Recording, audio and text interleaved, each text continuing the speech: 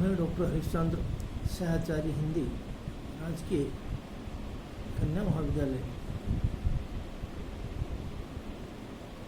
वटपुतली आपको पूर्व में रस की परिभाषा, रस के प्रकार, रस और रस के स्थायी भाव बता दिए गए थे।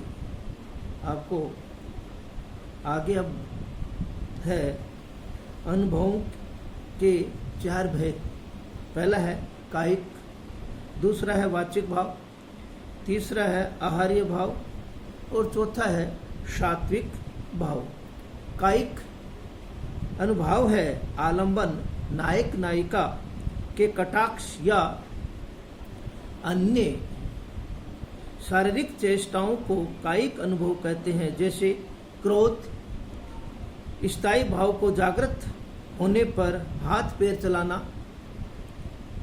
आंगिक अनुभव है जिन्हें चाहने पर रोका भी जा सकता है। व्यक्ति क्या है, चाहेगा तो उस चीज को क्या है, रोक सकता है। ये क्या है, कायिक अनुभव है। अगला है वाचिक अनुभव, वाणी द्वारा बोलना। कायिक शरीर है, वाचिक बोलना। वाणी द्वारा नायक नायिका आदि के जो भाव व्यक्त होते हैं वे वाचिक अनुभव कहलाते हैं। देखिए क्या कहता है, वाणी द्वारा नायक नायिका आदि के जो भाव व्यक्त होते हैं उसको वाचिक अनुभव कहते हैं। जैसे बदरस, लालच लाल की मुरली, दरे लुकाय, सोहे करे बहुन असे, देनन के है रटी जाय। देखिए यहाँ पर वाणी द्वारा नायक नायिका का जो भाव है वो इसमें क्या किया गया है, व्यक्त किया गया है। आहार्य अनुभव कृत्रिम वेशभूषा कहते हैं जिसको। नाटक आदि में इतिवृत्त एवं पात्र आदि के अनुसार जो कृत्रिम वेशभूषा अपनाई जाती है, किसमें, नाटक आदि में स्वरूप का अनुकरण किया जाता है, उसे आहार्य अनुभव कहते हैं। जैसे प्रियतम से मिलने की उमंग से कोई प्रेमिका आकर्षक वेशभूषा आदि से अपने को सजाती है, उसे वेशभूषा रचना का आहार्य अनुभव कृत्रिम वेशभूषा कहते हैं। आहार्य अनुभव है कृत्रिम वेशभूषा। वाचिक है वाणी, कायिक है कायक शरीर। सात्विक अनुभव आलंबन, नायक नायिका आदि पात्रों के शरीर या व्यापार में जो स्वाभाविक क्रिया होती है या आश्रय के किसी प्रकार के बिना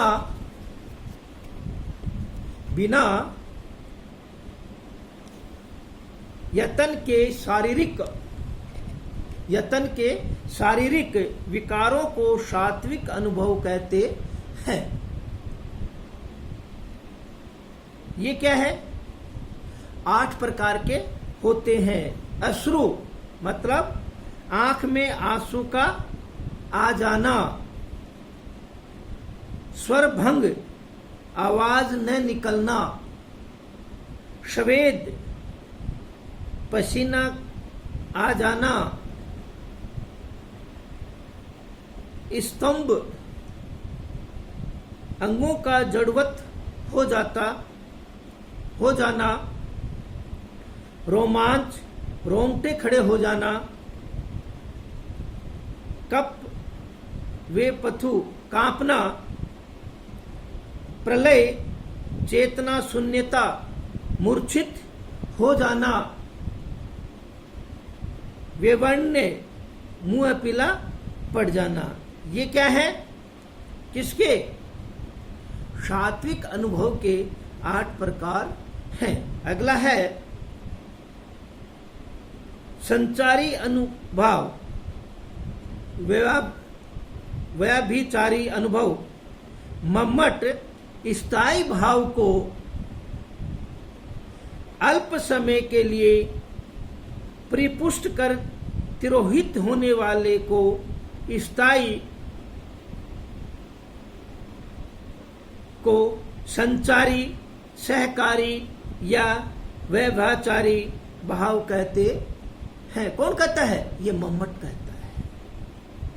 ये सामान्य लोक जीवन में घटते हैं तो व्यभिचारी नहीं कहलाते, लेकिन काव्य में अभिव्यक्त होकर ही ये व्यभिचारी कहलाते हैं। उदाहरण, रति स्थायी भाव से, रति जो है वो स्थायी भाव से उत्पन्न श्रृंगार रस के प्रसंग में उपभोग के आनंद से नायिका का शरीर जड़ हो जाता है।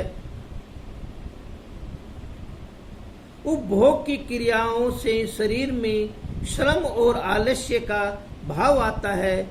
वासना की अधिकता से व्यवहार में चपलता और आवेश का समावेश हो जाता है। ये सभी जड़ता, आलस्य, आवेग, चपलता आदि व्यभिचारी भाव हैं। ये यथार्थ जीवन में घटने या उठने वाली विभिन्न स्थितियों का काव्य में अभिव्यंजना रूप है और इनके द्वारा हृदय का कोई एक विशद या स्थायी भाव पुष्ट होता है। संचारी अनुभव 33 माने गए हैं। ये हैं निर्वेद, आवेग, दैन्य, श्रम, मद, जड़ता, उग्रता, मोह, विबोध, स्वपन, अपस्मार, गर्व, मरण, आलसता, अमर्ष्य, व्याधि, निंद्रा, अवहिता, ओतशुक, उन्माद, शंका, स्मृति, मति, त्रास, लज्जा, हर्ष, अश्व, विषाद, वितर्क, धृति, चंपलता, ग्लानि, चिंता। ये क्या है? 33 प्रकार के हैं। अगला है श्रृंगार रस। श्रृंगार रस को रसराज कहा जाता है। देखिए, श्रृंगार जो है वो जो रस हैं उन सभी रसों में क्या होता है? रसों का राजा कहलाता है। महानायक काव्य शास्त्री आनंदवर्धन ने श्रृंगार रस की प्रशंसा करते हुए कहा, श्रृंगार एवं मधुर पर प्रहादनो रस। श्रृंगार एवं मधुर पर प्रहादनो रस अर्थात श्रृंगार रस की मधुर और महान आनंद प्रदान करने वाला है। कैसा है? मधुर और महान आनंद प्राप्त करने वाला क्या है? रस कहलाता है। कौन सा? श्रृंगार रस। श्रृंगार रस को क्या बताया गया है? रसों का राजा बताया गया है। स्थायी भाव, स्थायी भाव, रति, आलंबन विभाव, नायक नायिका, उद्दीपन भाव, नायिका के कूच, नितंब, अंग, एकांत, वन, उपवन, चंद्र, ज्योत्सना, वसंत, पुष्प आदि। ये सब क्या है? स्थायी भाव है। अगला है संचारी भाव। 33 संचारियों में उग्रता, मरण, निर्वेद, जुगुप्सा आदि को छोड़कर बाकी सभी का समावेश श्रृंगार रस में होता है।